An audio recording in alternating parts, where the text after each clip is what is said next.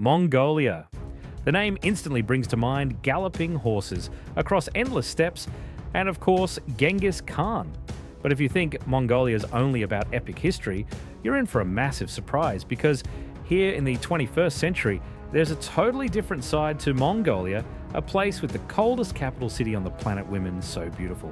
They actually struggle to find husbands and a naval fleet of exactly 7 people, where only one knows how to swim. Welcome to 10 mind-blowing facts about Mongolia. Let's kick off our journey to discover this strange and fascinating land through the fascinating lens. But before we dive in, don't forget to smash that like button, subscribe to the channel, and hit the notification bell so you don't miss out on our next amazing world explorations. The first mind-boggling thing about Mongolia is that its capital, Ulaanbaatar, is actually the coldest capital city in the world. Most people assume the coldest places are the North Pole Russia's Siberia or freezing Greenland. But nope. Right here in Asia, in a landlocked country called Mongolia, sits a capital city that will literally freeze you to your core, Ulaanbaatar. Sitting at an elevation of 4,400 feet above sea level and surrounded by endless mountains, Ulaanbaatar isn't just the political, cultural, and economic hub of Mongolia. It's the absolute coldest capital on Earth.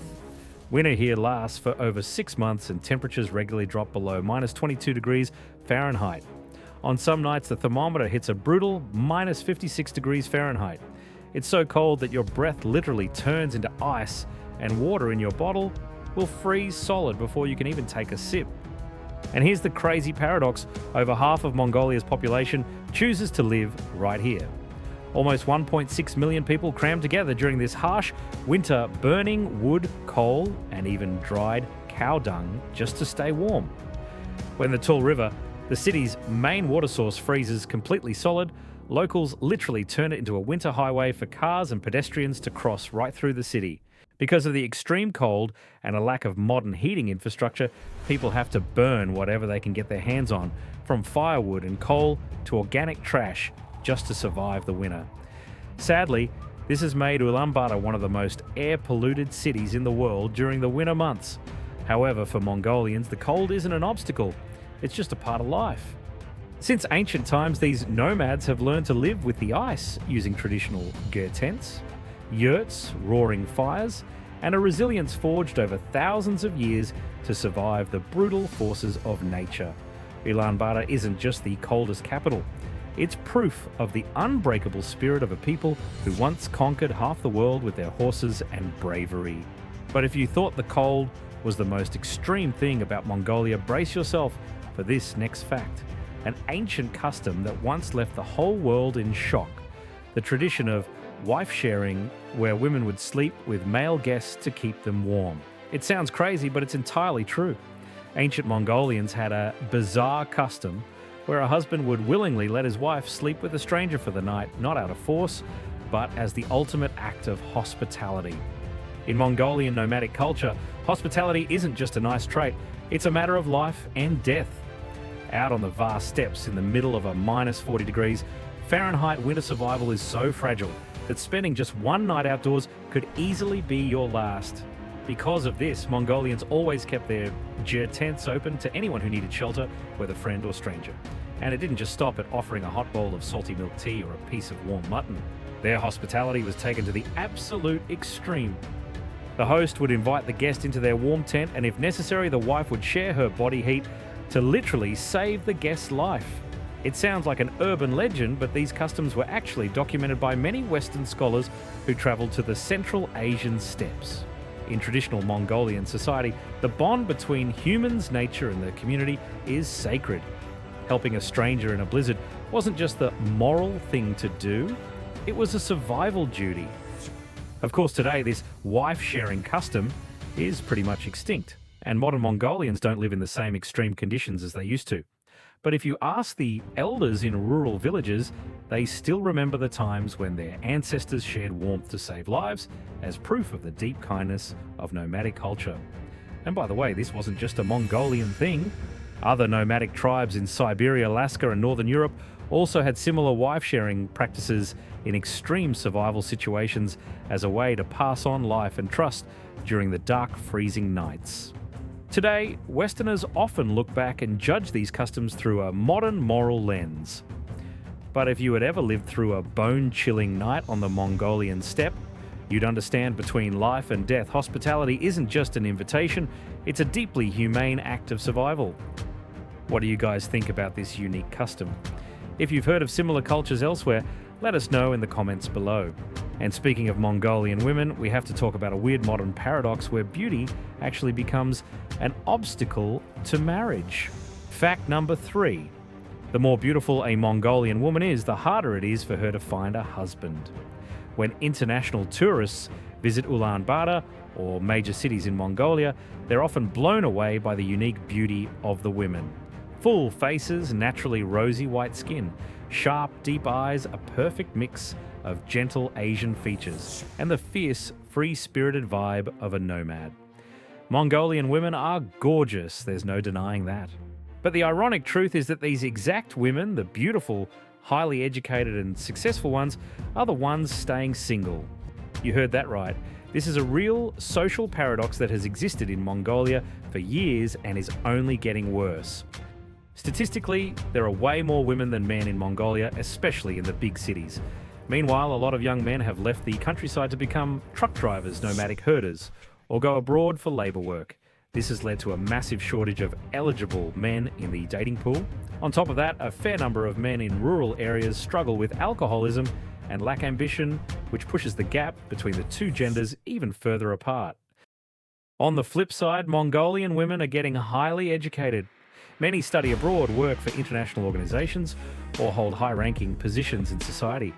Because of this, they become much pickier, not because they're stuck up, but simply because they can't find men on their level.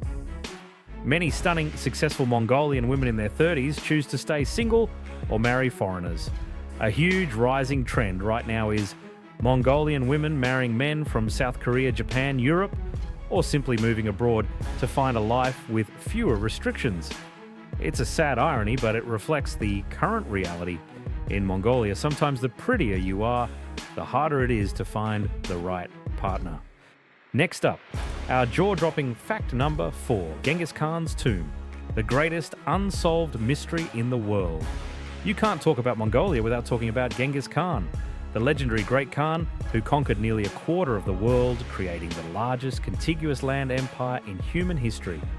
But the crazy thing is, even though his name is a global icon, his final resting place remains a total mystery that nobody has been able to solve for almost 800 years.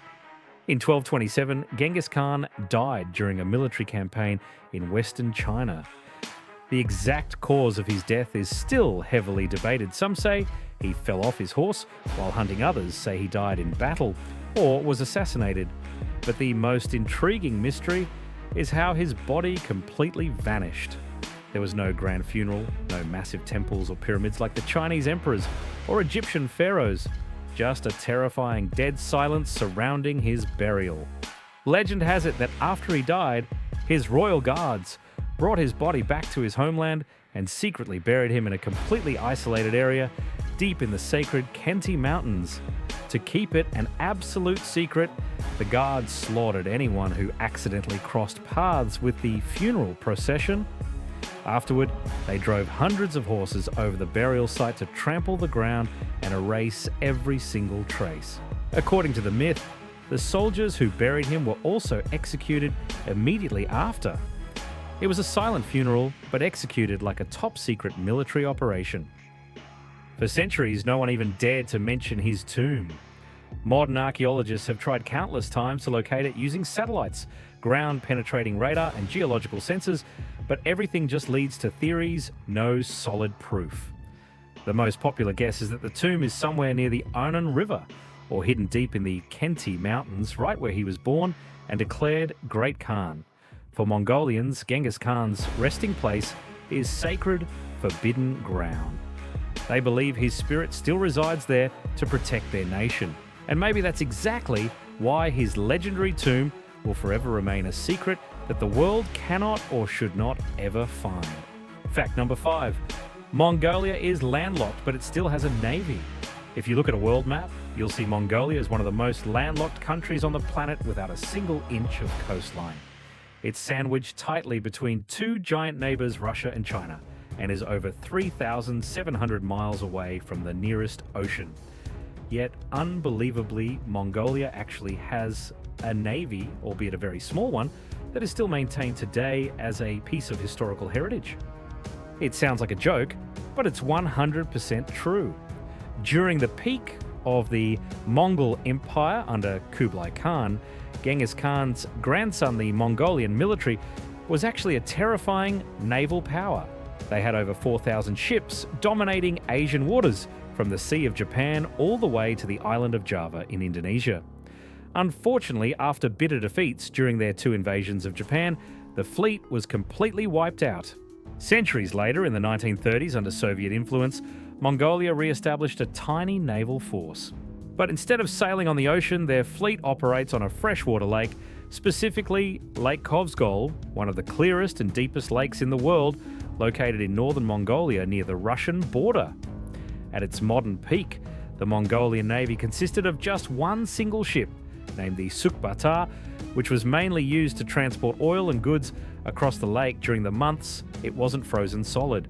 Today, the entire force is down to just 7 guys. And the craziest part, only one of them actually knows how to swim.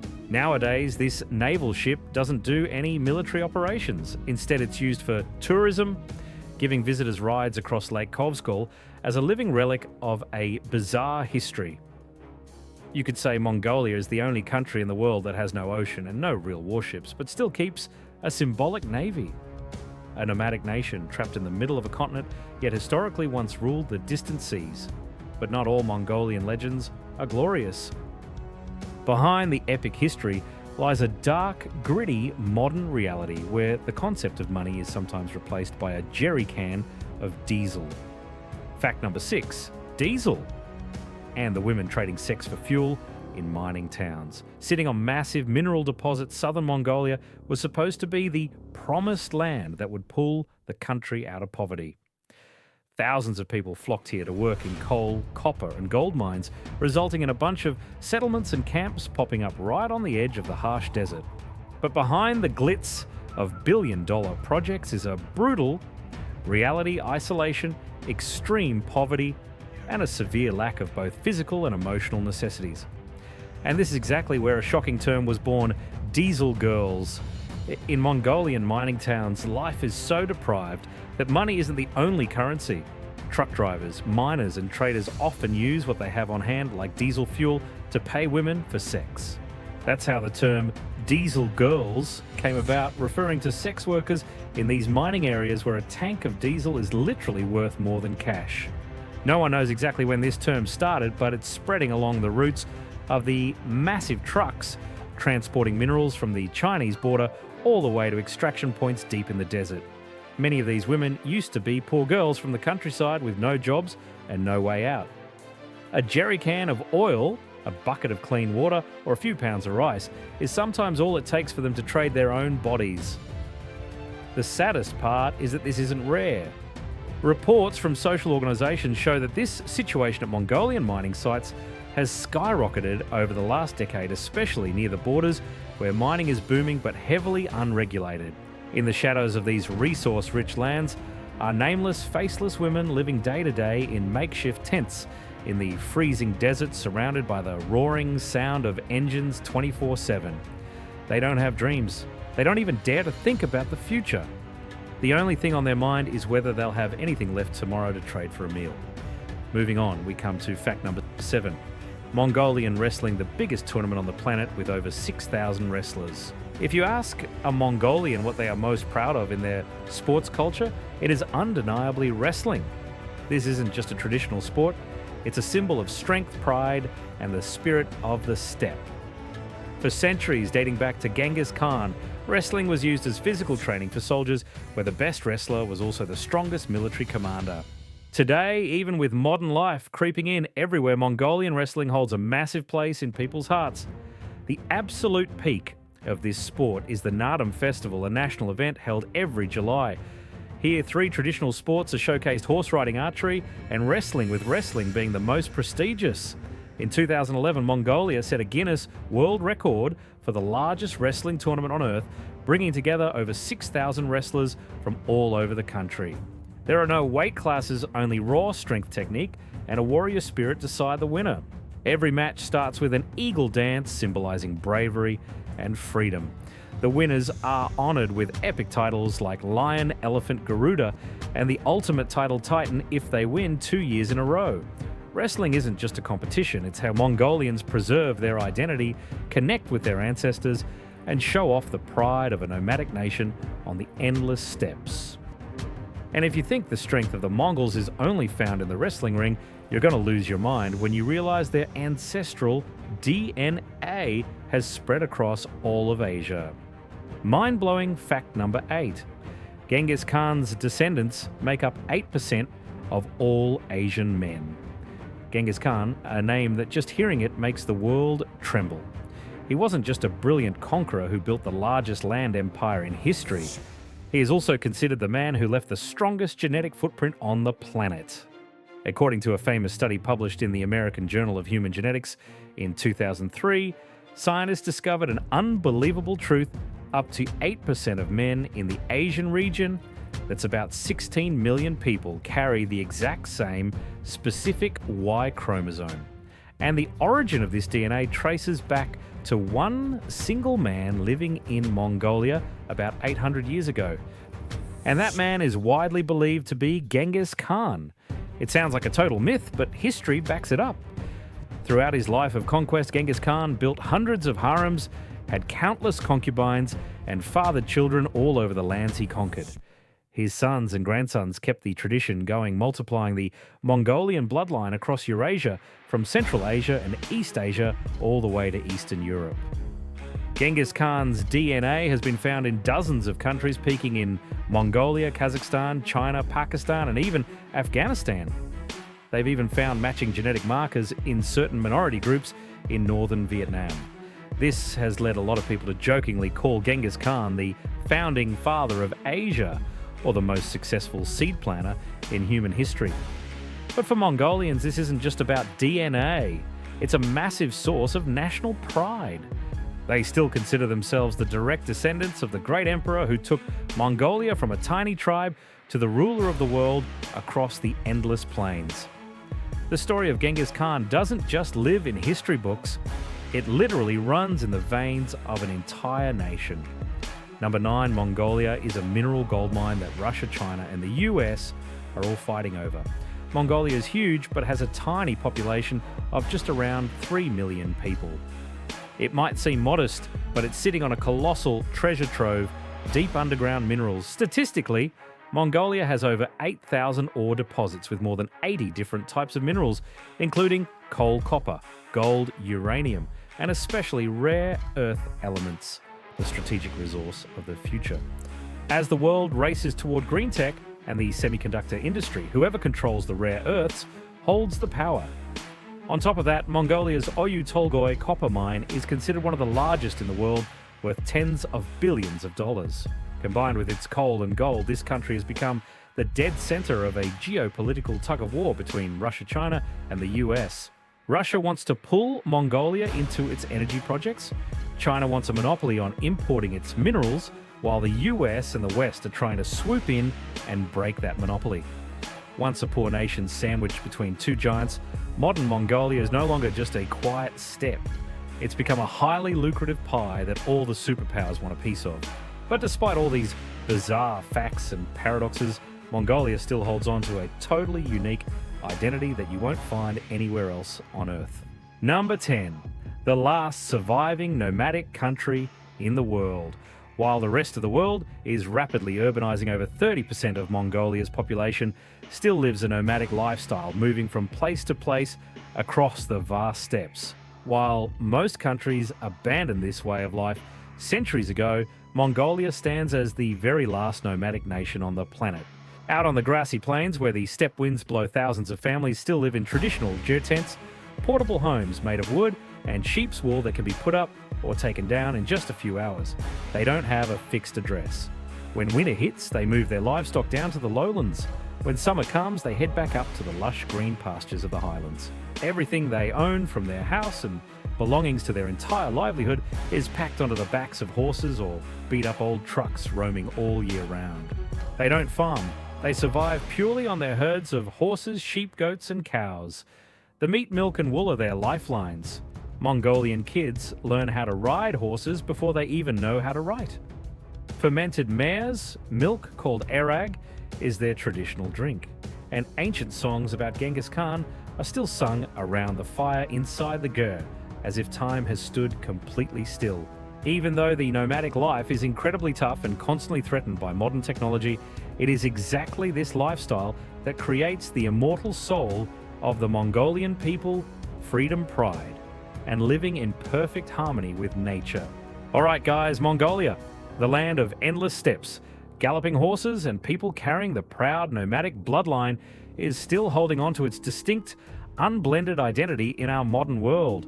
From thousand-year-old mysteries like the tomb of Genghis Khan to modern-day paradoxes like gorgeous women staying single, Mongolia constantly leaves the world curious, amazed, and full of awe. A landlocked country with a navy, a poor nation sitting on a gold mine, and most importantly, the only place on Earth where people are still living out a nomadic life in the middle of the digital age. If you guys found today's journey fascinating, make sure to hit that like button, subscribe to our channel, and ring that notification bell so you don't miss out on our next awesome stories about this colourful world of ours. For now, goodbye, and we'll see you in the next video.